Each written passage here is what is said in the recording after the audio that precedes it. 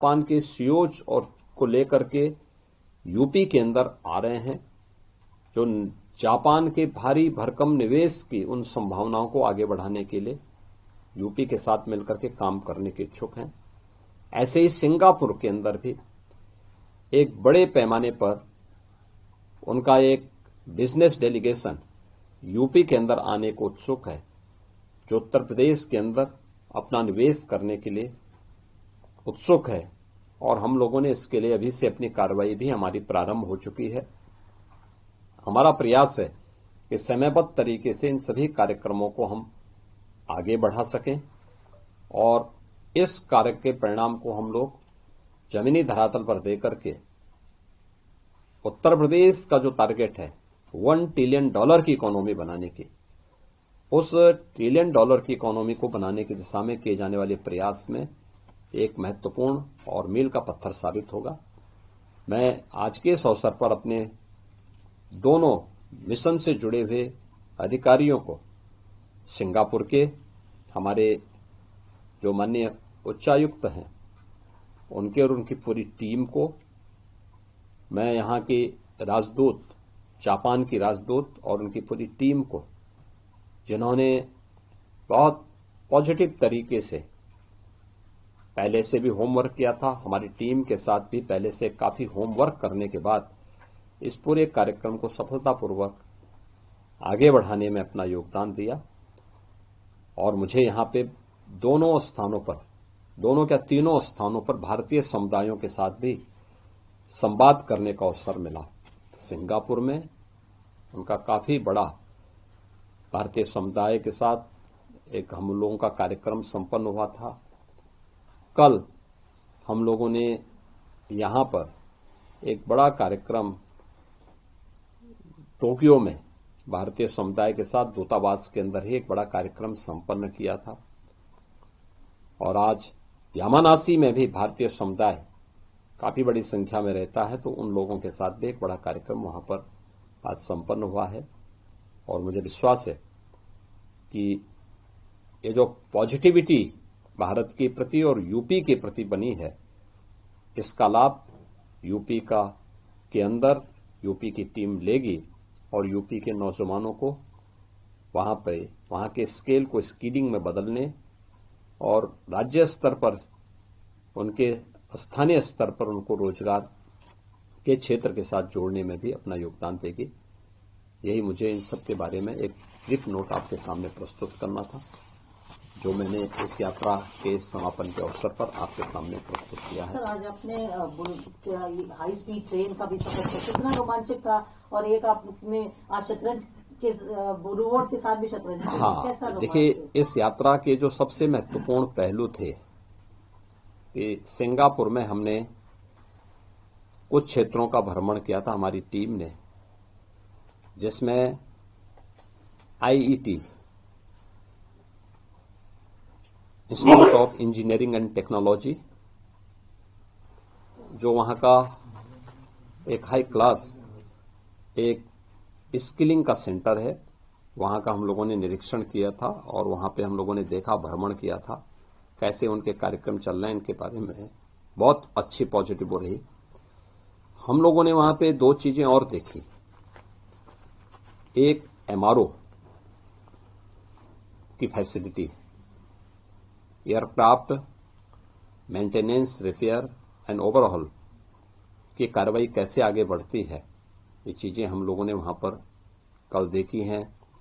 कैसे सैलोज बनते हैं, वेयर हाउसिंग की कार्रवाई व्यापक पैमाने पे कार्गो की दृष्टि से कैसे महत्वपूर्ण होती है, इसको भी हम लोगों ने वहां पे कल निरीक्षण किया है, देखा है, और बहुत पॉजिटिव उसका वो रहा है।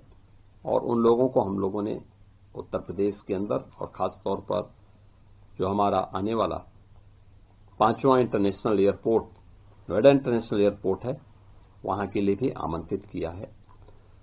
आज हम लोगों ने ग्रीन हाइड्रोजन प्लांट को देखा और उसके उपरांत high speed, super high speed train को न केवल निरीक्षण किया बल्कि उसमें यात्रा भी की है। सबने देखा है उसकी स्पीड, यानी मुश्किल से 2 मिनट में वह 500 किलोमीटर से अधिक की स्पीड पकड़ ले रही थी। 150 किलोमीटर की स्पीड के बाद उसके पहिए ऊपर आ जाते थे और ट्रेन हवा में फिर बात करते हुए दिखाई देते थे। यानी हम लोगों ने इस पूरी यात्रा में देखा कि कुछ ही किलोमीटर यानी 120 किलोमीटर की यात्रा को हम लोगों ने कुछ ही मिनटों में तय कर दिया था।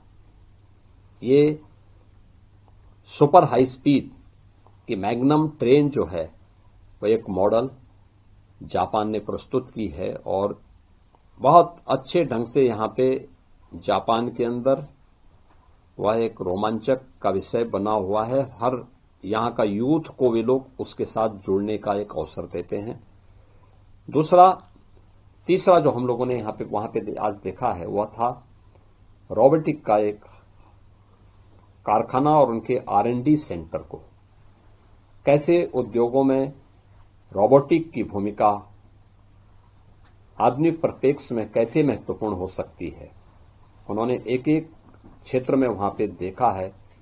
और ये आज की जो टेक्नोलॉजी है उस टेक्नोलॉजी का उपयोग करके कैसे हम क्वालिटी ऑफ लाइफ को बनाने में योगदान दे सकते हैं, उसका उदाहरण वह रोबोटिक की जो फैक्ट्री थी वह और उनका R&D सेंटर इस बात का उदाहरण प्रस्तुत कर रहा था। मुझे ये देख करके बहुत प्रसन्नता हुई और इस पूरे कार्यक्रम में यामानाशी प्रांत के माननीय गवर्नर और उनके डिप्टी गवर्नर भी हमारे साथ में इस पूरे कार्यक्रम में आयोजन के साथ जुड़े थे और उनका बहुत पॉजिटिव योगदान इस पूरे आयोजन के साथ जुड़ने को और इस टेक्नोलॉजी को उत्तर प्रदेश के साथ जोड़ने के लिए भी उन्होंने अपनी प्रसन्नता को व्यक्त किया कि हम इसको यूपी के साथ जोड़ने में उन्हें प्रसन्नता की अनुभूति होगी। धन्यवाद जी।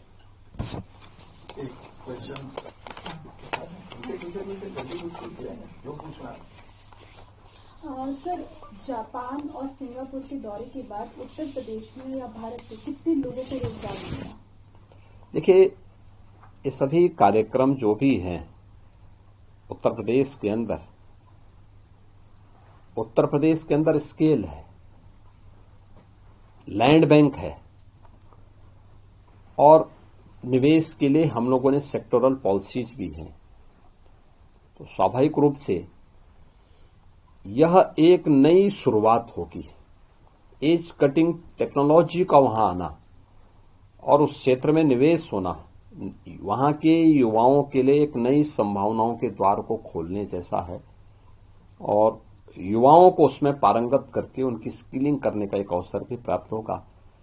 वहां से ट्रेन मैन पावर दुनिया के अंदर किसी भी देश में जाकर के बेहतर परिणाम दे सकते हैं और इसके लिए मेरा मानना है कि अगर यह 1.5 लाख करोड़ के MOU जमीनी धरातल पर उतरते हैं तो कम से कम 5 लाख से अधिक युवाओं को इसके माध्यम से नौकरी और रोजगार की संभावना आगे बढ़ सकती है।